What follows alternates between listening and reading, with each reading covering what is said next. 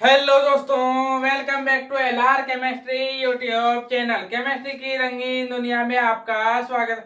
Chemistry की इस channel में मिलेंगे केमिस्ट्री के अमेजिंग से क्वेश्चन आंसर, उनको सॉल्व करने के लिए धमाकेदार ट्रिक और साथ साथ कुछ विजुअलाइजेशन के साथ अमेजिंग से फैक्ट्स। तो दोस्तों, यदि इन सभी चीजों की रिक्वायरमेंट है तो प्लीज मेरे चैनल को सब्सक्राइब कीजिए और बेल आइकन को ऑन कर लीजिए ताकि मेरे आने वाले सभी वीडियोस इनकी नोटिफिकेशन आप तक पहुंचती रहे।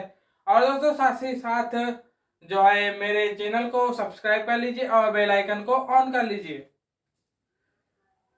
और लाइक एंड शेयर जरूर करें। तो दोस्तों, जैसे कि आप जानते हैं कि मैंने चैप्टर 11 स्टार्ट किया हुआ था, पी ब्लॉक के एलिमेंट्स, और जो है ये आपका लास्ट वीडियो है। और इसमें जो है आपको आज कार्बन डाइऑक्साइड और सिलिकॉन के यौगिक जैसे कि सिलिकेट, सिलिकॉन्स, या फिर इसी के साथ साथ जो है सिलिकेट सिलिकॉन्स के अलावा जो है इसके सिलिकॉन के बहुलक SiCl4 मतलब सिलिकॉन टेट्राक्लोराइड, इनके अलावा एक दो और अन्य जो यौगिक हैं उनके बारे में जानकारी मिलेगी। आज छोटी छोटी जानकारी देकर के अपन वो कर लेंगे, उनके स्ट्रक्चर के बारे में जान लेंगे। तो दोस्तों, इसी के साथ अब हम नेक्स्ट लाइन में चलते हैं और बात करते हैं अपने एक और कंपाउंड कार्बन डाइऑक्साइड की। तो दोस्तों, नेक्स्ट लाइन में मिलते हैं।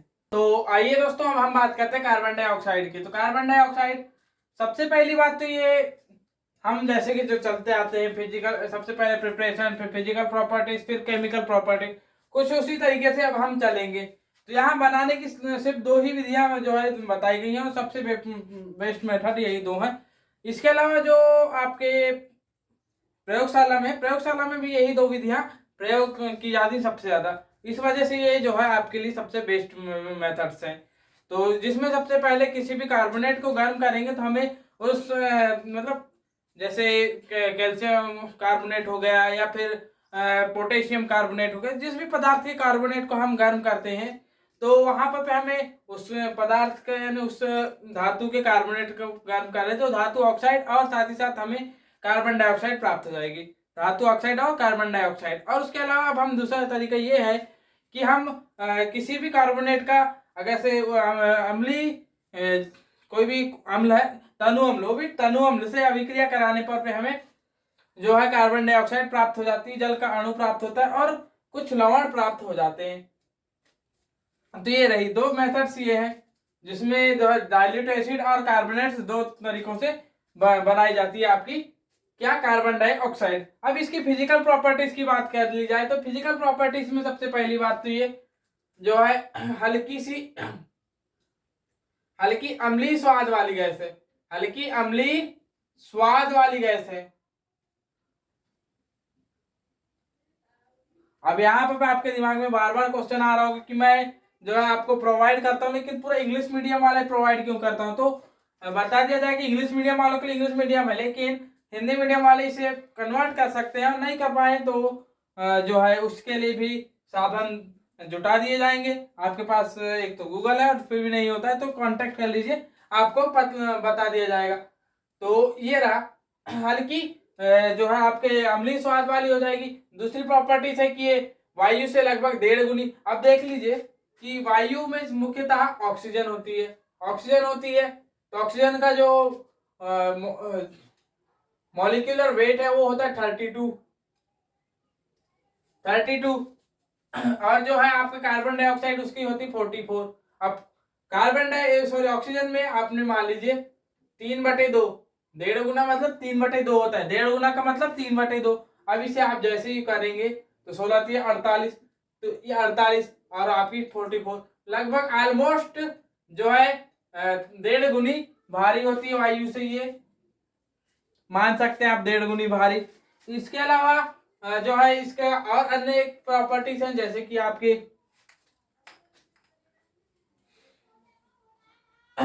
और इसका जो वाष्प दाब है ये थोड़ा ज्यादा होता है।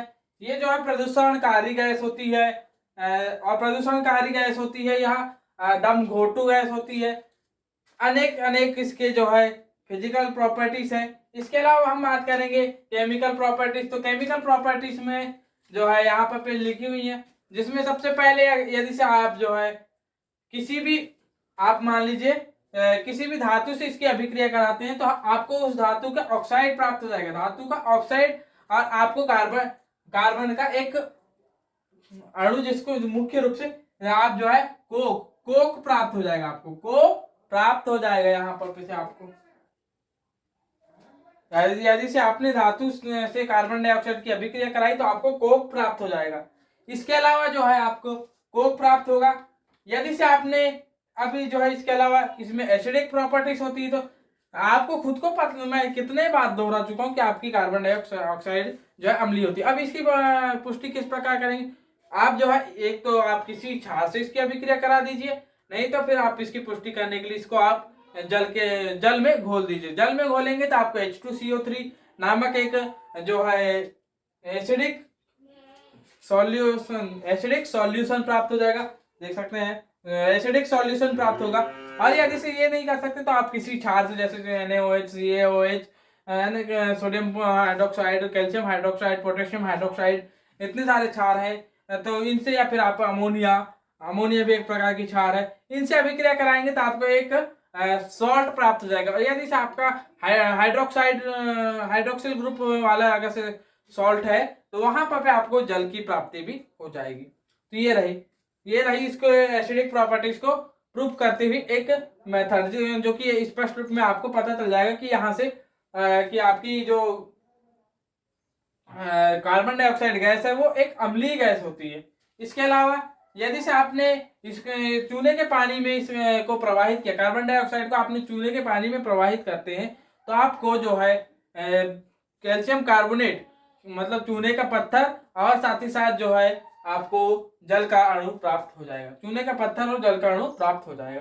अब इसके अलावा जो है दो प्रॉपर्टी जो की है इसके कार्बन डाइऑक्साइड के अपचयन, जो है कार्बन मोनोऑक्साइड खुद जो है अपचयित होती थी, क्योंकि खुद ऑक्सीकृत होती थी, मतलब खुद अच्छा खासा इसमें अपचयन का अपचायक का गुण था, क्योंकि वो उसमें ऑक्सीजन की कमी होती थी इस वजह से।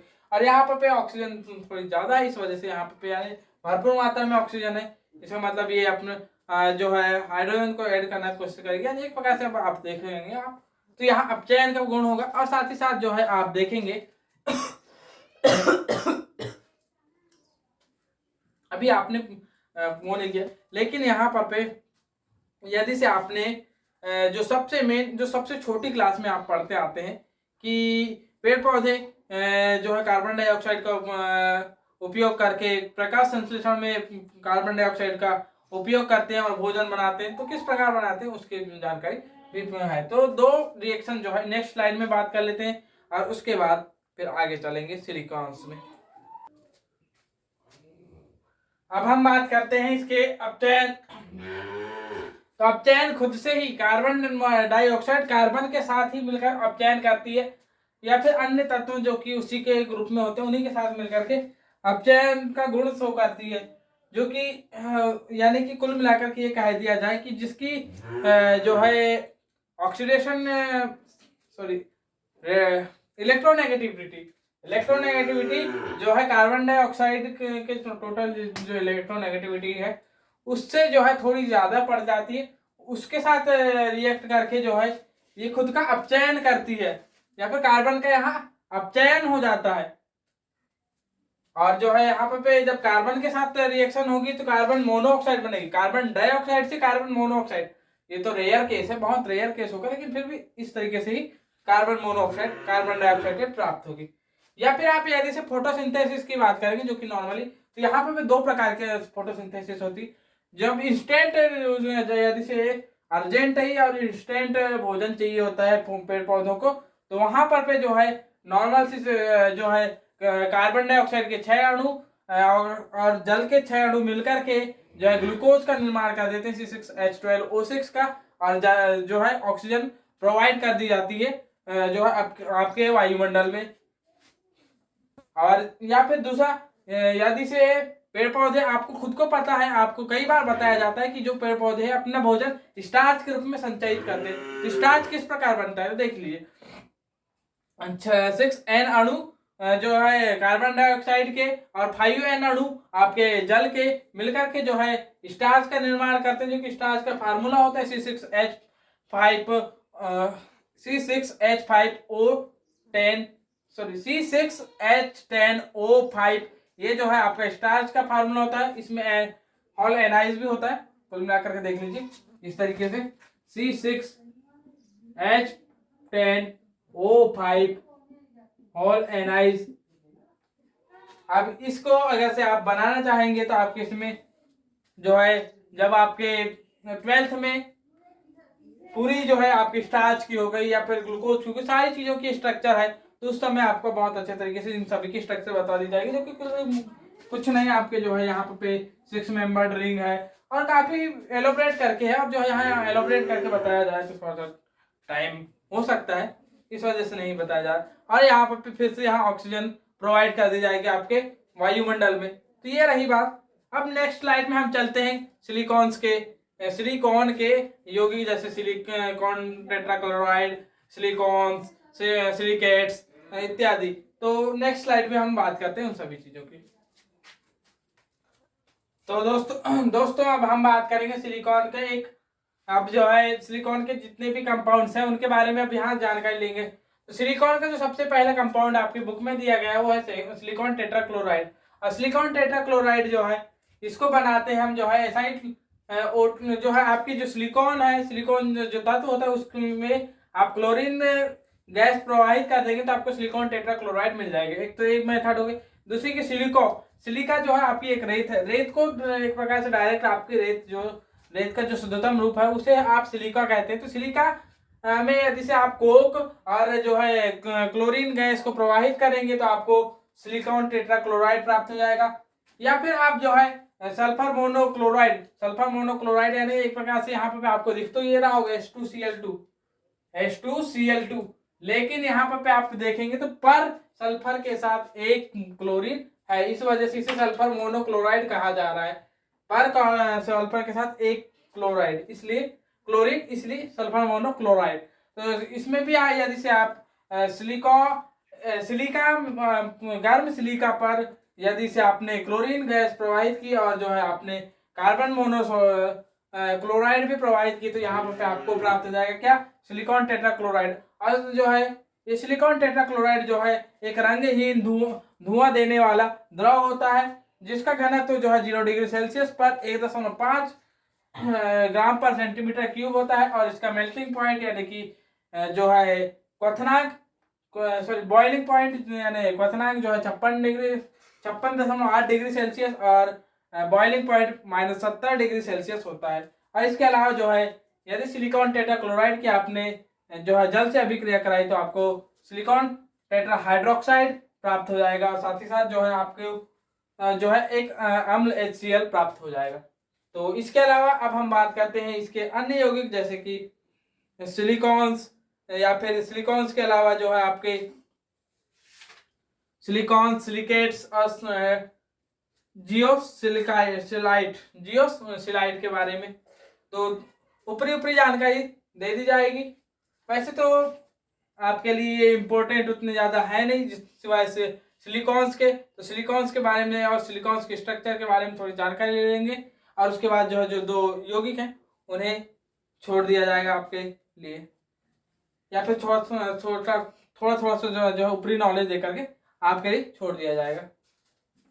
हम बात करते हैं आपके सिलिकॉन्स की। तो सिलिकॉन्स का जो जनरल फार्मूला होता है वो होता है R2SiO होल एक्साइज। मतलब कि यहाँ पे मान लीजिए अब R यहाँ पे आपका हो सकता है CH3, यहाँ R आपका हो सकता है C2H5 यानी जो आपके ethyl group, methyl group, ethyl group, propyl group C3H7 या फिर ब्यूटिल ग्रुप C4H9 या फिर एल्किल कोई भी एल्किल ग्रुप मतलब कि CnH2n+1 ये आपका यहाँ पे हो सकता है।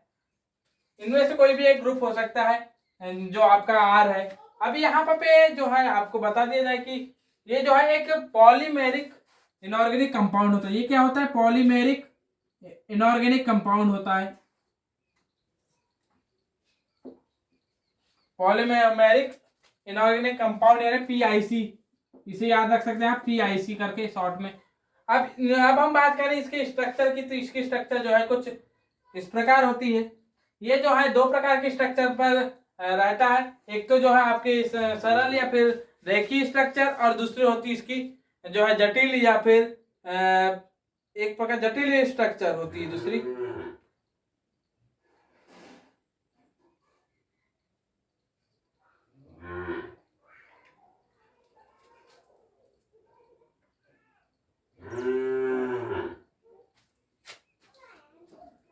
तो इसकी मान लो आपने बात की लीनियर स्ट्रक्चर की, तो लीनियर स्ट्रक्चर की बात करेंगे आप, तो लीनियर स्ट्रक्चर में आप देखेंगे क्या, लीनियर, तो लीनियर स्ट्रक्चर में देखेंगे आप क्या कि यहां पे आपका आर एस आई इस तरीके से यहाँ ऑक्सीजन से जुड़ा होगा, ये भी एस आई ऑक्सीजन से, यहाँ पे ऑक्सीजन से, यहाँ पे आर, यहाँ ऑक्सीजन नहीं होगी सॉरी, यहाँ पे आपका जो है आर ग्रुप और होगा दूसरा, यहाँ पे जो आर ग्रुप बच गया वो, फिर यहाँ पे ऑक्सीजन, यहाँ पे तो यहाँ पे ऑक्सीजन और जो एक ऑक्सीजन दो सिलिकॉन से जुड़ा होगा, एक ऑक्सीजन दो सिलिकॉन से जुड़ा होगा, फिर से यहाँ पे आर ऑक्सीजन सिलिकॉन, यहाँ ये ऑक्सीजन, यहाँ ये, और यहाँ ये आर बच गया ये वाला यहाँ पे, तो यहाँ आर यहाँ आर, ये हो गया आपकी लीनियर स्ट्रक्चर। तो कुछ इस तरीके से होगी लीनियर स्ट्रक्चर। अब आप मान लीजिए जटिल स्ट्रक्चर पर चलेंगे, तो वहां पर देखेंगे आप किस प्रकार से भिन्न है, तो देखिए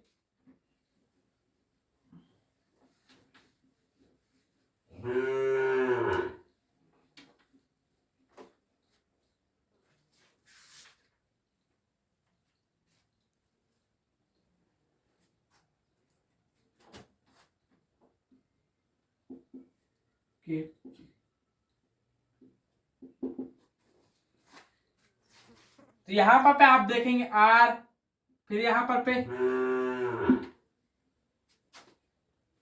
थोड़ा दूर बनाते हैं हम, R S I O S I O S I R, यहां पर देखा नहीं है, फिर इसके बाद यहाँ आर, तो यहां से इधर का आर बना देते हैं, ये लीजिए आर आर, फिर यहाँ पर O S I R are,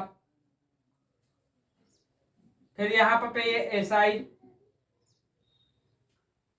are oxygen, ये जो है आपका एल्किल समूह है, फिर यहाँ पर एस आई,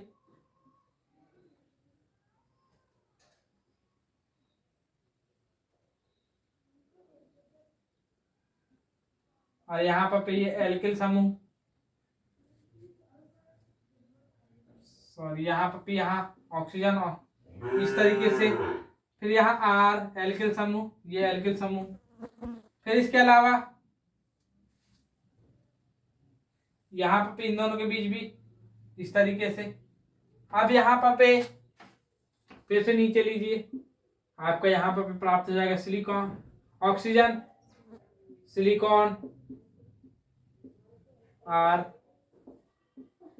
यहाँ आर, मतलब कि सिलिकॉन के नीचे सिलिकॉन, ऑक्सीजन के नीचे इस तरीके से,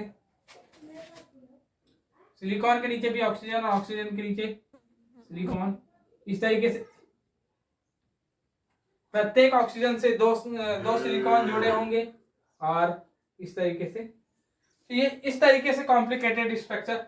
यहाँ पर जो है हर सिलिकॉन के साथ जो है दो एल्किल समूह जुड़े नहीं होंगे, यहाँ पर जो है जो आपके जो कॉर्नर वाले जो सिलिकॉन है उनके साथ दो एल्किल समूह, जबकि जो बीच वाले हैं उनके साथ जो है यहाँ पर एक ही एल्किल समूह जुड़ा होगा। यहाँ पर और एक चीज याद रखेंगे, जो इतना भाग है यहाँ पर आप एनाइज डाल देंगे, मतलब यहाँ पर जगह नहीं है, नहीं तो इस भाग में एन प्रकार के, इस तरीके की एन प्रकार की संरचनाएं मिलेंगी आपको। थोड़ा बड़ा अणु होगा और यहाँ पर भी थोड़ी एन प्रकार की संरचनाएं मिलेंगी। तो ये रहा, तो ये रही आपकी सिलिकॉन्स की जटिल स्ट्रक्चर। तो दोस्तों इसी के साथ इस वीडियो को देखने के लिए धन्यवाद। जय हिंद, जय श्री राम।